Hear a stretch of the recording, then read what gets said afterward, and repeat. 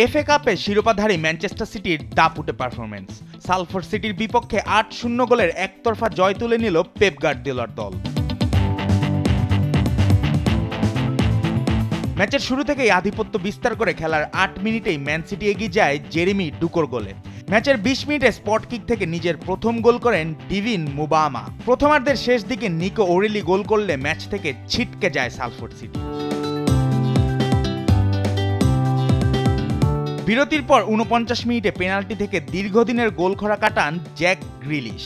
এরপর শুরু হয় জেমস ম্যাকার্টি শো। মাত্র ২০ মিনিটে হ্যাটট্রিক পূরণ করেন তরুণেই ইংলিশ ফুটবলার। এছাড়া ম্যাচের ৬৯ মিনিটে নিজের জোড়া গোল পূর্ণ করেন ডোকু। এফএ কাপে আরেক একতরফা ম্যাচে লিগ 2 এর দল মরক্যামকে ৫-০ গোলে বিধ্বস্ত করে চতুর্থ রাউন্ডে জায়গা করে নিয়েছে চেলসি। তোসিন আদারাবিও এবং জোয়াও ফেলিক্স দুজনেই করেন জোড়া গোল। ম্যাচের শুরু থেকেই আক্রমণাত্মক ছিল চেলসি।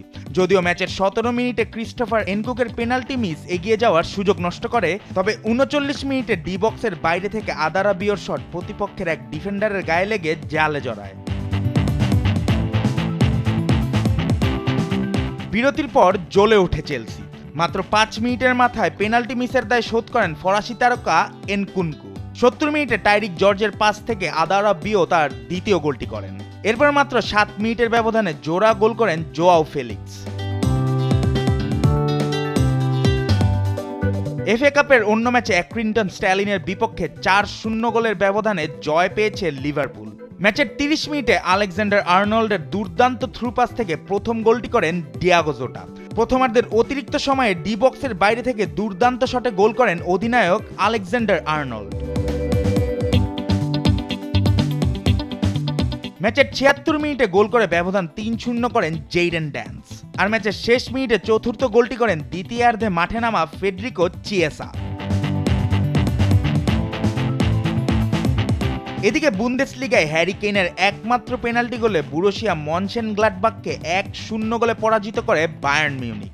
এই জয়ে শীর্ষ থাকা বায়ার্ন মিউনিখ তাদের ৪ পয়েন্টের ব্যবধান ধরে রেখেছে। জুবায়ের নূর, স্পোর্টস ডেস্ক, দেশ টিভি।